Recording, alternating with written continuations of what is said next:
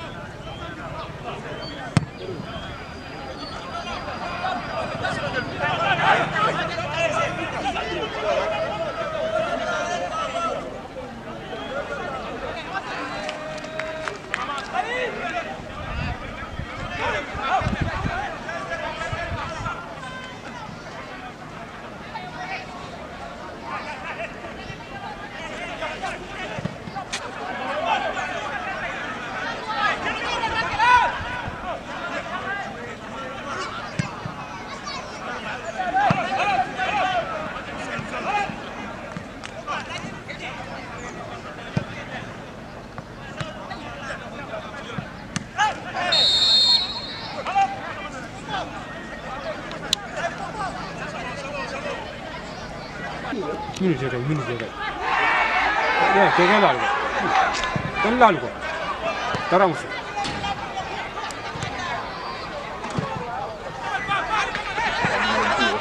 dina te daa indi fula tey te moo yàq mat sama war na gañ keroog mu yàq mat sama keroog moo war na gañ dugal deuxième bi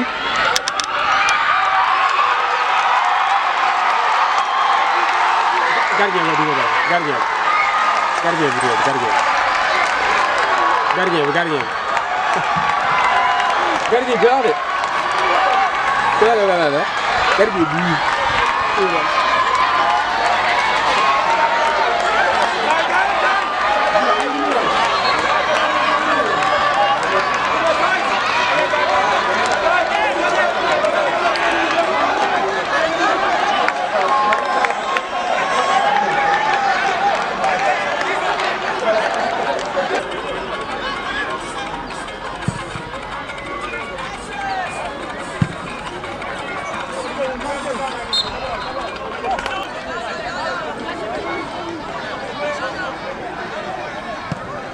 bu bëgg muy dugal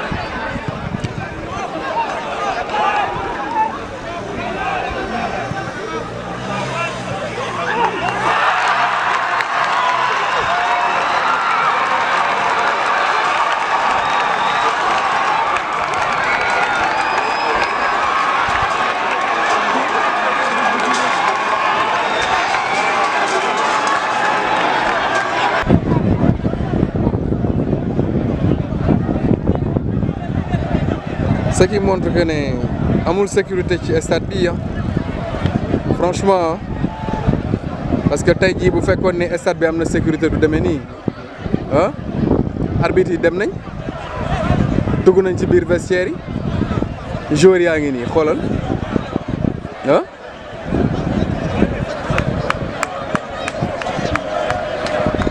waa bokk jom yi la ah waa bokk jom yi la je pense que numéro 15 bu bokk jom bi la mooy boy bu xees bi way moo doon menacé arbitre bu ko dóor ñu ngi menacé arbitre yi dugg nañ ci vestiaire yi ah waa zone yaa ngi leen di jéem a calmer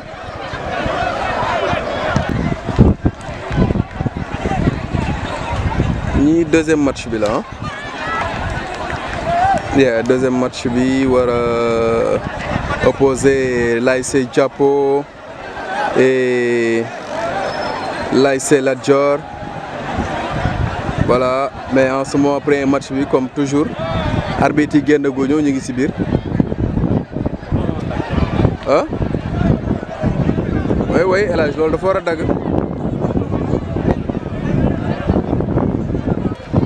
toujours des problèmes dans le stade ah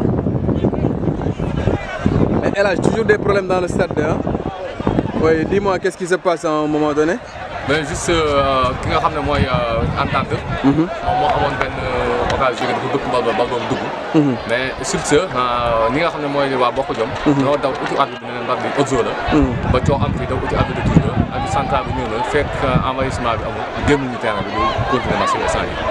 Ok, année arbitre en ce moment? En ce moment arbitre ñu ngi ci vestiaire yi ñu ngi ci vestiaire yi ci rapport. Et qu'est-ce que décide la zone? Bon, pas encore parce que zone de sécurité moo amul.